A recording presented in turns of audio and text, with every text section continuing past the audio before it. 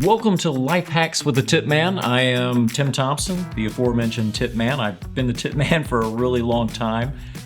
If you're new joining us, I have a weird hobby. I collect life hacks. I love them. I don't know why I collect them, but I do. I love finding them. I love testing them. And I really love sharing with people because honestly, it makes me feel good. And so I'm gonna have some great tips for you this week. Hopefully a couple of them apply to you, but even if they don't, share them with a family member or friend that it can help them. Just share the love. One big important note here, I get no financial compensation from any website or product that I discuss. If I don't believe in it, I'm not sharing it with you. For my first tip, it is entitled, "The Number One Thing That Makes Retirees Happy." And I have to tell you about this guy. His name is Wes Moss. He's a financial consultant planner out of Atlanta. He's been in the media for years. Good guy, really, really good guy. Well, he's written 2 books. He wrote the first one in 2014, and it was called You Can Retire Sooner Than You Think. Great book. Pretty much it just kind of helps you figure out if you can retire in your 50s. But he wrote a second book in 2021, which was phenomenal. And it was called What the Happiest Retirees Know, the 10 Habits of the Happiest Retirees. And what Wes did is he went out and interviewed thousands of retirees, worked with some statisticians, and said, okay, what are the happiest of the retirees? What are they all doing in common? And he came up with 10 things, and I really just want to focus on one of those things today, the one that I think is probably the most important of the 10. And that is, he said, you know, if you want to be happy in retirement, you really need to stay active and busy. And he said you need to have at least 4 core pursuits. And if you're like, okay, what's a core pursuit? Well, I'll give you an example. If you play pickleball once or twice a week, that's a hobby. Emotional damage. Now, if you watch pickleball videos, if you go to pickleball tournaments, if you make your own pickleball videos, if you help run a pickleball league, that is a core pursuit. That is a hobby on steroids.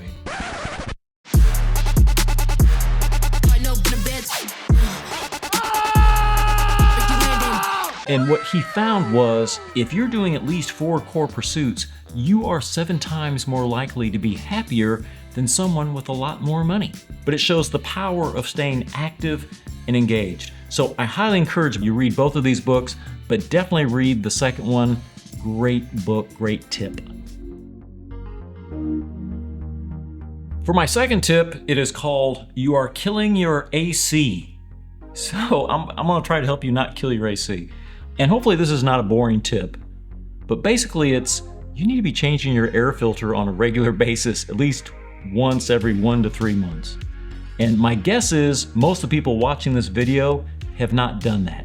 And the reason I'm pretty sure of that is because there's actually been studies from the EPA and the Department of Energy showing that less than 25% of people out there change their air filters. Now, I had a great friend who used to work for the power company, and he was a home energy auditor. He'd actually go in the home and help people figure out where they could save money on their power bill. He told me, he said, Tim, probably less than 10% of the people of their homes I go into have changed their air filter in the last year. And I'm like, oh my gosh. Oh my God! A year, not changing an air filter. Less than 10%. You really need to do it. And I have to tell you, there are 3 reasons you want to change that air filter. The first one, if you don't, your HVAC system won't live as long. In fact, you'll probably have to change your compressor out a whole lot earlier than you intended. And compressors are thousands of dollars. The second thing is your power bill is going to be at least 5 to 10% higher. So it's going to cost you. And then third, just the overall air quality. I mean, imagine breathing air that is going through an air filter that hasn't been cleaned in a year. It's kind of disgusting. So go out, find your air filter size, buy them in bulk. You can actually, rather than go in the hardware store, you can buy them off Walmart Plus or Amazon and have a bunch of them stored up, and just mark on your calendar every 1 to 3 months, change them out. Now, one final thing with this tip, if you're ever looking to buy a house or a condo and you're curious, Has the current owner really done a good job of maintaining that house or condo?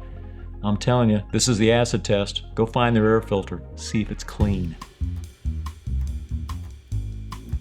For my third tip, it is entitled, Clean Your Gutters Without Climbing a Ladder. And really, this tip is, unless you absolutely need to climb a ladder, don't do it. Ladders are dangerous. I'm actually trying to talk my director, Isaac, out of climbing a ladder this weekend. It's easy to get hurt. In fact, I know a surprising number of people who have fallen off ladders and been hurt. I actually had a good friend about 2 years ago fall off a ladder, and now she's paralyzed from the waist down. So ladders are dangerous. You really need to know what you're doing. It's good to get a professional. Just please be careful. So that being said, all of us have to clean out our gutters every year, because if you don't, it causes rot on the side of your house. You have to do it. If you're not going to hire a professional, there is another way. And what you can do is you can take a leaf blower, and I have a small one here, and you can take some rigid duct, and you can hook the duct up to the leaf blower, and you can actually blow the leaves out. Now, I won't go into detail of how you put this together. You can go to any hardware store, tell them what you're trying to do. Said you heard this nutty tip guy, and he said go ahead and hook up rigid duct to your leaf blower. They'll give you all the pieces you need to put it together. Works amazingly well. I actually got this tip off the Jeff and Lauren show on YouTube. Great show, great channel, a lot of awesome tips. This absolutely works. I'll share with you another tip that's kind of interesting. I'm sure you've seen on people's roofs, they've got these valleys. And in those valleys, you get pine needles and leaves that just kind of build up. Again, if you don't remove them, it can cause damage to the roof. Here's a phenomenal tip. Just take a fishing lure, cut off the barbs, and you can cast. And if you're not a good caster, get someone who is. You can cast right up in the middle of them and reel them down. I've tested it. It works amazingly well. For my fourth tip, it is entitled, Get Your Free Credit Report Every 7 Days. So I know credit reports are kind of boring, but man, you need to review your credit reports, because if you don't, something bad can be on them and it can really hurt your credit score. So there's a website, annualcreditreport.com. That's annualcreditreport.com. It was started by the feds some years ago as a place where people could go and get a free credit report from the 3 major credit bureaus once a year. And I'm talking about TransUnion, Equifax, and Experian. If you're not aware, Annual Credit Report doesn't charge.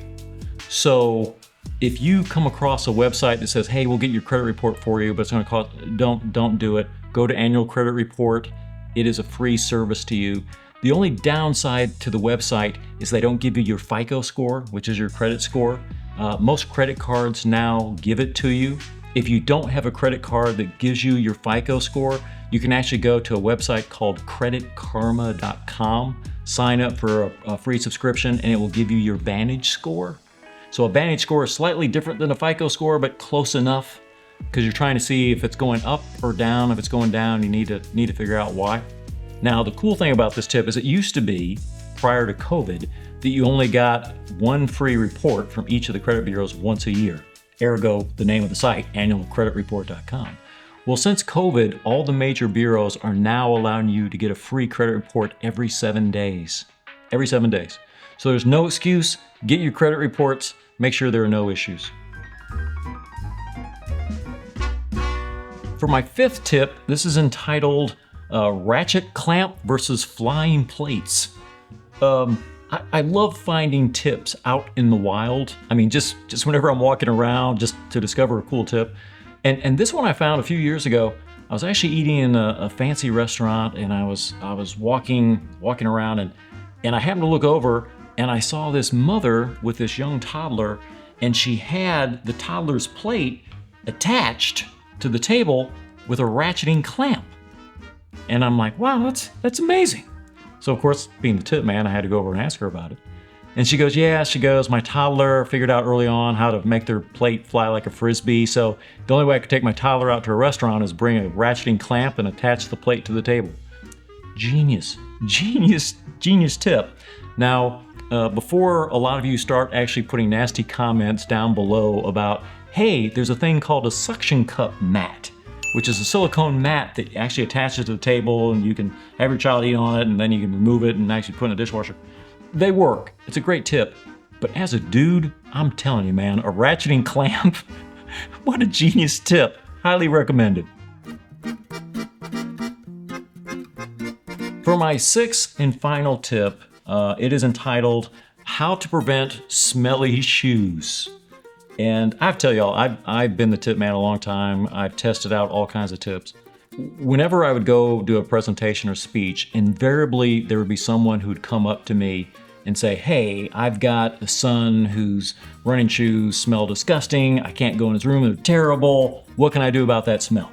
I will tell you now, every tip you've probably ever heard about how to reduce the smell of running shoes or gym shoes, they don't work. I've tried putting them in the freezer overnight, newspapers, banana peel, none of it worked. People say, well, can't you just spray Lysol? No, the smell stays and now your shoes smell bad and smell like Lysol at the same time. Doesn't work. I will tell you, the only thing I have found that truly works is something called the Peet Shoe Dryer. P-E-E-T. It's an American company. The founder actually developed this device himself. What the Peet Shoe Dryer does is at night, you just take your shoes off, put them on the dryer. It uses convection heat to gently dry your shoes out, and that's the key. You've got to get the moisture out of your shoes. If you don't, that's where the smell comes from. I actually have shoes over 5 years old. I'm talking running shoes. No smell.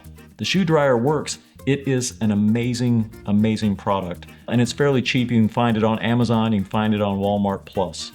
So I hope you've liked these tips. I hope some of them are able to help you personally. But if not, remember, share them with loved ones, share them with friends. It'll be your good deed of the day. So I hope you like this program. Please go below, like, subscribe. Also, if you want to leave any comments, we'd love to hear from you. Any suggestions how we can make the show better, or if you think I screwed anything up and got it wrong, I want to know. Oh, and see below for links and descriptions. And remember my motto, small tips, big wins. Have a great week.